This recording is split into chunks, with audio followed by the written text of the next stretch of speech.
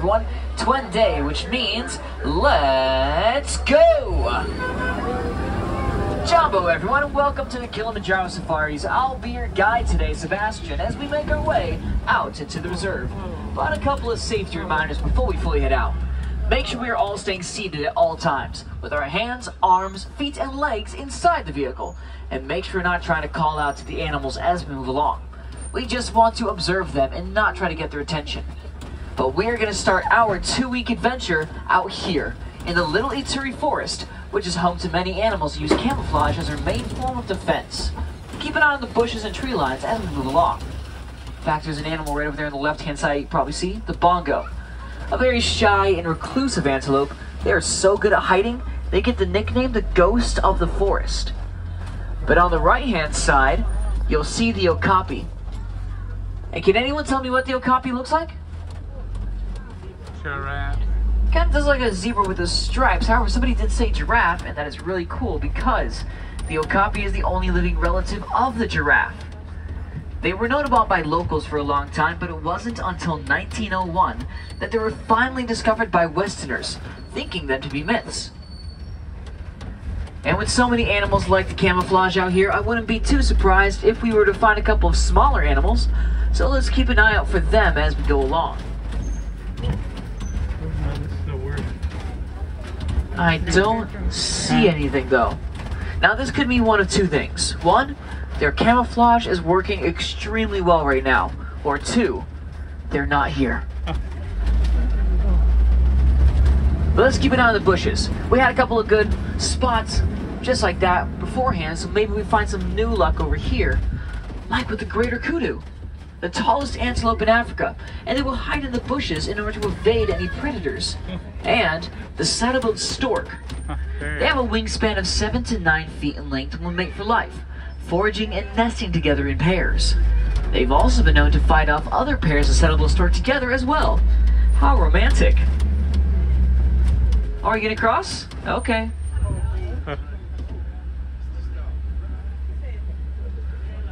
No matter what happens out here in the Kilimanjaro Safaris, the animals will always have the right of way. Here's one of our friends over here on the left-hand side, though, a very good view of them.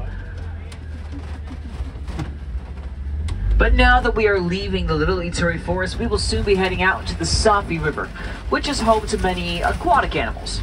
So keep your eyes on the banks and in the river below us for anything that might be lurking just beneath. But we have to be careful. A lot of the animals here do tend to be more territorial and or aggressive. So let's just keep an eye out as we move along. We will be greeted by some pink-backed pelicans out there, one of 8 pelican species in the world. Sometimes when it gets a little too hot for them, they'll flutter a piece of skin underneath their beak to keep themselves cool, since like most birds, they can't sweat. But do we want to see something bigger? Alright, then keep an eye out on the water then. Look for any shadows might be lurking just beneath the surface or gliding by. Hippos do tend to be in these waters sometimes, but I don't see any right now.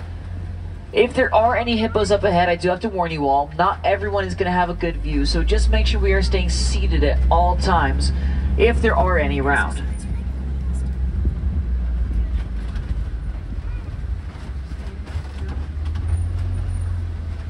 But it doesn't look like there is much, but we still have to be careful, because in just a moment, everyone, we are all about to head over. Oh, right there, there's a hippo. Now, as you see, it doesn't really swim that much in the water. Instead, it just floats and glides in the water. It will then sink down to the bottom of the riverbed in order to walk or run across it. But let's be careful now, because that's a baby hippo.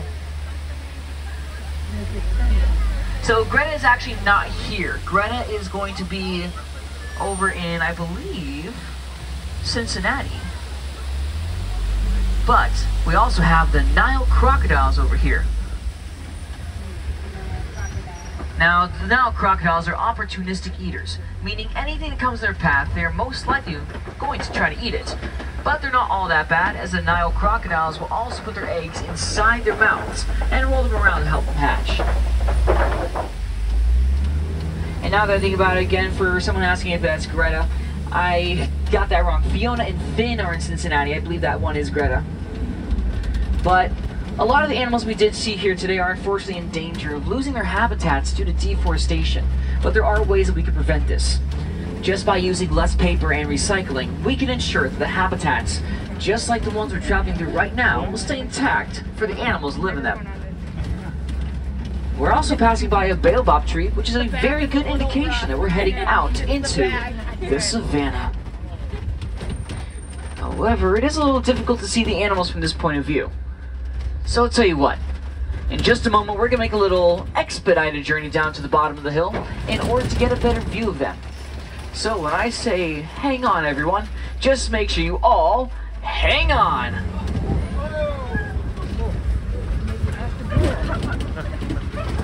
It's the back. The closer you sit that way, the more it's like... And now that we've safely made it down to the bottom of the hill, and I learned that little trick from I-4, let's see if we can find any more animals around us.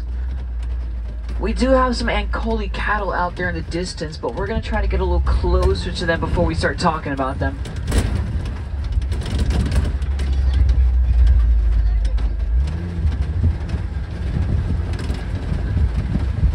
Now there is a cave over here on the left-hand side.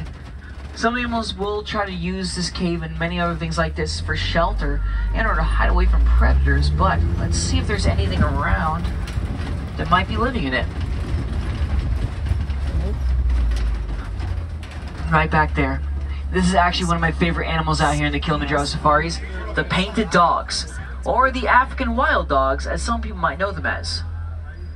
Now, the painted dogs are the most proficient hunter in the savannah, chasing down their prey and wearing them out before catching them.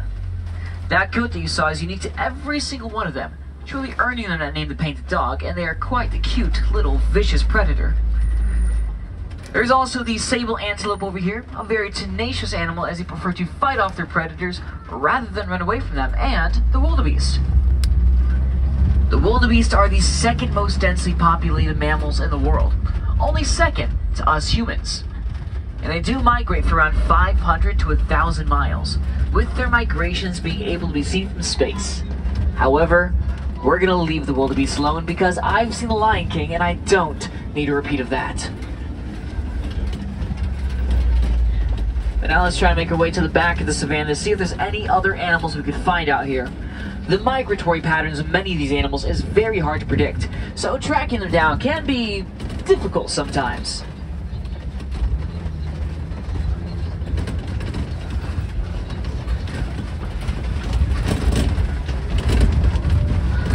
Now we do see the Ankole cattle a lot closer now, and you can definitely spot them by their horns. Those horns can grow up to 3 to 4 feet in length and are hollow on the inside with a honeycomb structure. It may look like they have these horns for defense, but they're instead used to regulate their body temperatures. And someone did point out the springbok that we actually have over here a little while ago. Now the springbok actually do get their name from their ability to spring into the air in order to evade any predators, and they can jump over 6 feet in the air as well. And get those cameras ready, everyone, because we are about to see the Maasai giraffe out here. The Maasai giraffe are the tallest animals in the world, reaching around 18 to 20 feet in height. They get all sorts of speeds of 35 miles per hour. Not a lot of predators like to go after them, since they have a very powerful kick that even lions are afraid of, so they're rarely hunted. And there is one more animal that I spot over here. This one's going to be difficult to see though. Everyone can see it, it's just going to be hard to find. In the bushes back here, there is the Patterson's eland. It has a very light coat with some horns that point backwards.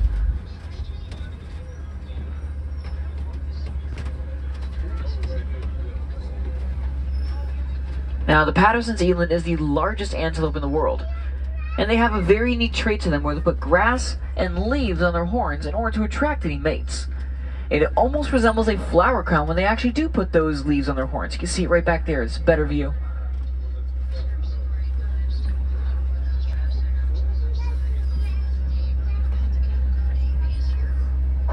Okay, everyone, we're actually going to wait right here just for a second. It does look like we have a couple of giraffes that are blocking our pathway up ahead, so we're just gonna hold for a second until they decide they don't like the road anymore.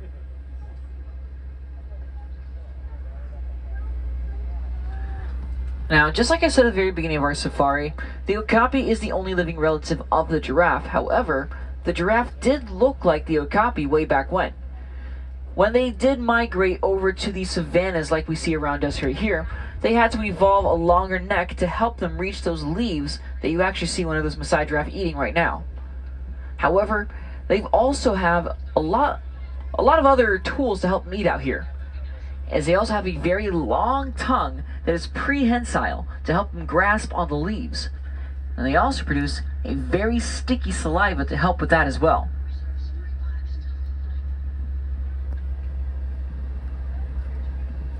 Alright, we do have one of our animal keepers out there that is helping us at the moment.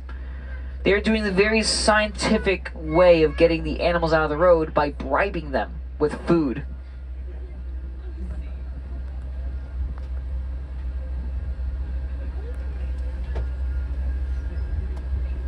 Let's see if it works.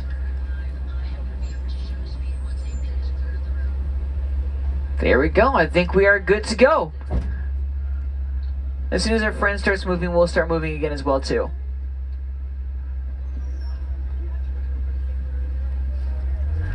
And being that those giraffes were so close to the road, I think we're going to get a pretty good view of the giraffe as well.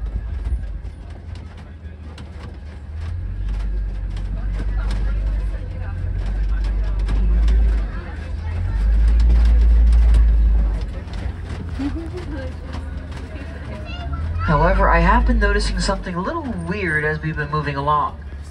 There are a lot of trees that look like they've been torn apart by something. I'm not going to lie to you all, I'm not sure what caused this.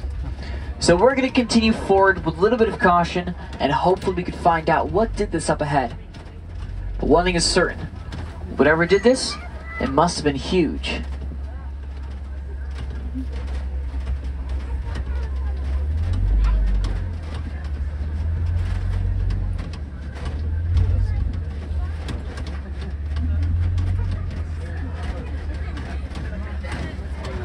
I think we just found out what caused those trees to fall down.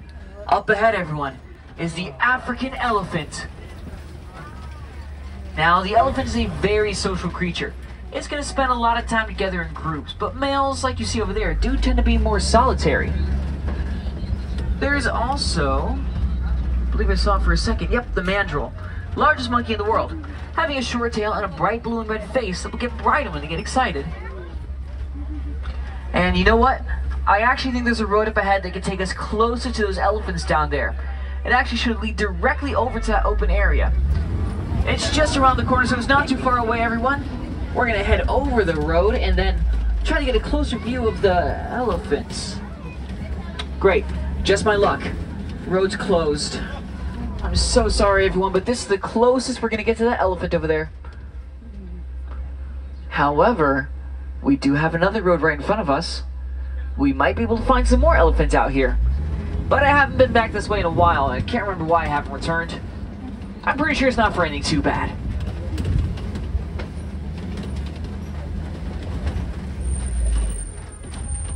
Okay, never mind, this is way worse. This bridge does not look like it could support us at all. But what do you think? Should we head over it? Alright, we'll take this bridge nice and easy. Besides, how bad could it actually be? Not the best sign in the world, but it could be worse. Okay, that was a little worse, but don't worry, everyone. We're gonna slowly coast our way across this bridge. And we just made it. Let's see if we can find some more elephants out here. However, it has become increasingly more difficult to find them, especially since they've been losing their habitats due to deforestation and something called coltan mining. Coltan is a material that is used in electronic devices. So recycling our old electronic devices, we can ensure that the production and mining of coltan is no longer needed, so that we can reduce our impact on their environments. Looking out here, I don't see too many elephants at the moment. There are a couple of them out there in the distance, You can kind of see them kind of congregating back there. But I know that area. This is probably going to be the best view we're going to get of the elephants right here. Now, it's hard to see, but sometimes you see them waving their ears back and forth. Does anyone know why they might do that? It is to cool themselves off. But they don't use their ears like big giant fans. Instead, they have blood vessels that run throughout their ears. When they wave them back and forth, it will cause the blood inside to cool down, which will then circulate throughout the rest of their body. And it's not their only way to help themselves cool down, as they will also throw dirt, grass, and mud on their backs in order to protect their skin from the sun, almost like their own personal bit of sunscreen. And we are going to be heading right into the middle of a mud pit down here. This stuff is used by a lot of animals in a lot of different ways. Rhinos like to roll around in this stuff in order to protect their skin, just like the elephants. But we can also see the greater flamingos using it to build their nests. They will incubate their eggs in these nests for around 30 days. And if you look closely at the group down there, you might be able to see a couple of gray feathered flamingos. Those are the younger ones. They won't develop their pink feathers until later on, due to the diet that they eat consisting of beta-carotene. Also, a group of flamingos like the ones we see down here is called a flamboyance of flamingos. But now I'm going to need everyone's help. Up ahead, we're approaching a very dense area of the savannah. So if you see any animals out here, go ahead and point them out, let me know, and we'll try to talk about them. Before we do that, I do want to point out to the left-hand side, the spoils of poaching. This is an unfortunate reality that we do have to come to terms with. However, the reserve that we're on right now, and many other reserves just like ours, act to prevent things like this from happening, so that we can protect animals just like the white rhino.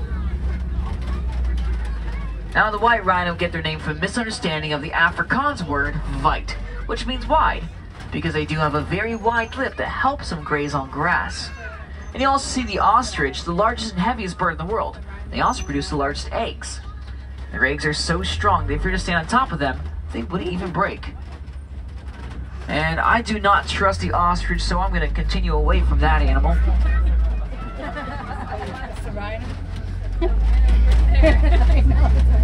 And this is a good view of that white rhino over here, everyone.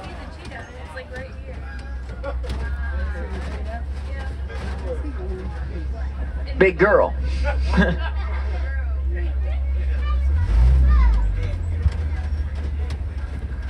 Wait a second. Everyone, I was a little distracted by the white rhino. I didn't even realize that we're heading right into the middle of predator hunting territory. And here's the problem. Oh, wait, no. Right there. That is the cheetah. And the cheetah will use short bursts of speed in order to catch their prey, running up to 60 to 70 miles per hour. They also have a black line that runs underneath their eyes that will protect their eyes from the sun in order to reduce glare. And fun fact, the cheetah is the largest cat that still has the ability to meow. And now we're going to slowly follow an ostrich. One moment, everyone.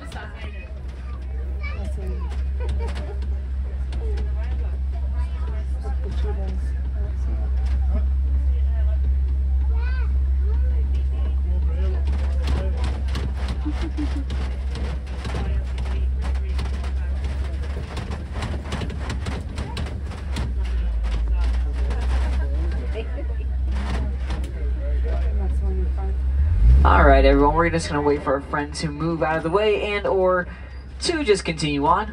Congratulations, we're now in a parade. This is how we bring the Jam and Jungle parade back. Oh, are you slowing down? Don't do that. She knows. She knows exactly what she's doing. But as we follow this ostrich, we're going to be seeing a kopje right in front of us. Now, the kopje are large rock formations that lion prides like to use in order to survey the savannah. And we're not always lucky, we don't always get to see the lions because they are nocturnal hunters. They'll spend the majority of the day sleeping and then go out at night to hunt. Just walking down the road. I did say this was a 2-week safari, right? Yeah.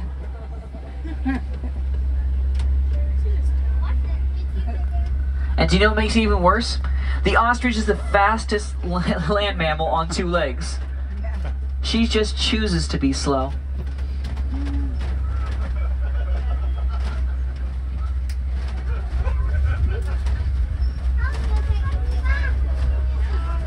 Alright, here's another cool thing. We have 3 female ostriches on our reserve, and I do not trust any of them. In fact, they have gotten into the way so many times. They've done so many things to me on my safaris that... Okay, has everyone seen Mean Girls? Like the movie? Yeah, them 3. We do have some more white rhino back there, and there's actually... looks to be a baby white rhino out there, too.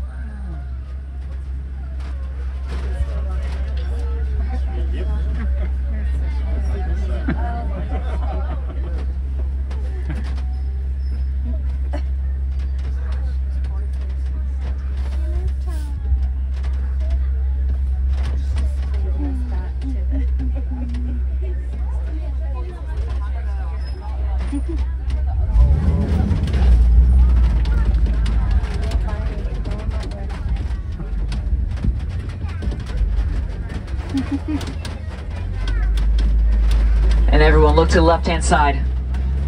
That is the female lioness that you see up there. Now we're not going to be able to stop for too long because the ostrich took all of our time, but this is the male and female lion. The male will actually stay back to defend the pride while the lioness will do most of the hunting, but whether they're hunting or defending, they're always going to spend 20 hours of the day sleeping throughout the day. And honestly, I'm a little jealous, so we'll let them rest right now and let them have their little cat nap. We are also coming up to some burrows down here, and who could tell me what animal that is back there? That's right, the wild Pumbaa. These are the warthogs, and they will live in the burrows that you see underneath them. However, they most likely stole these burrows away from another animal.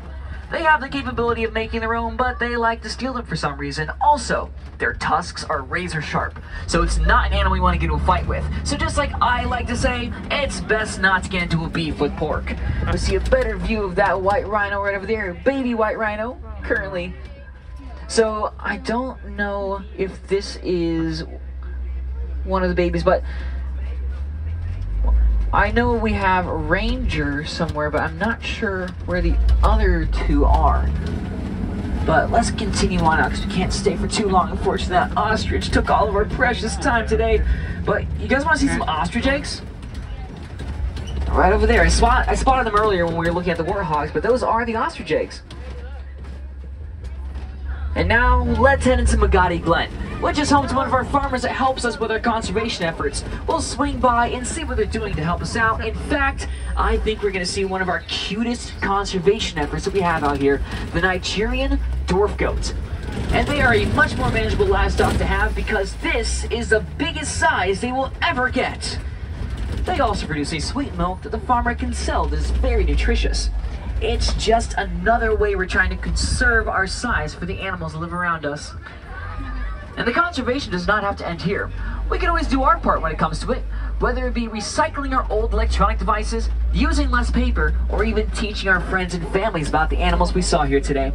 We can ensure that they will all stay with us for many years to come. But now that we are leaving Magadi Glen, we will be heading back to Harambe Village, which unfortunately means our safari is coming to an end. But this doesn't mean your journey has to end with us. If you want to see some more animals we weren't able to see out here today, head over to Gorilla Falls Exploration Trail, where we have animals like the meerkats, naked mole rats, and, as the name would imply, the gorilla. Or if you want to learn more about conservation and how to protect these animals, head over to Rafiki's Planet Watch, where we have a petting zoo, where you can see more of those Nigerian dwarf goats. And if we have any wilderness explorers on board, you can always pick up your badge as soon as you exit out. All you have to do is let them know you're on the symbol 1. That is the SIMBA 1. You'll get your badge. But it has been a very long 2 weeks out here in the Kilimanjaro Safaris, and I do hope that you all enjoyed it. Before we reach the unload area, make sure we are gathering all of your belongings. Look at the seats beside you and the floor beneath you. Parents, make sure we have our kids, and kids, this is very important. Make sure we have our parents, and we'll be ready to go. Now, I do want to remind you all that a lot of the animals we did see here today in the Kilimanjaro Safaris are unfortunately endangered, but there are ways that we can protect them. we can always look into a conservation fund. In fact, right here in Animal Kingdom, we do offer our own conservation fund that you can contribute to. If you do donate to it, Disney will actually match dollar for dollar what you donated to help these animals out. Or, throughout Animal Kingdom, there are certain products that will actually help contribute towards the preservation of some animals.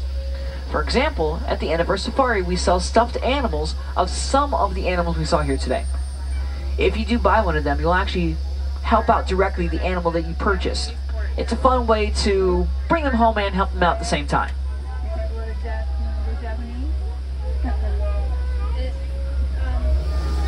Alright, we are going to be the next ones coming up, everyone. So, once again, make sure to look at the seats beside you and the floor beneath you. Make sure you have all of your belongings with you.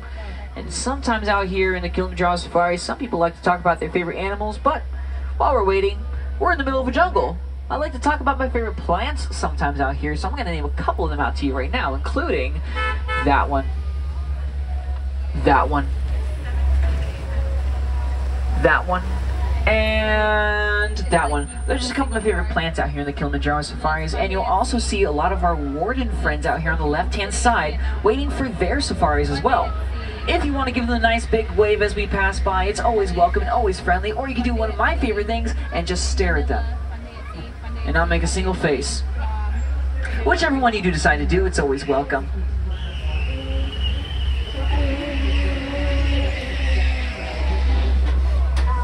Alright everyone, so out here in Harambe, we don't like to say goodbye as it is way too sad and way too final, so instead we like to say Kwaherini, which means to go well.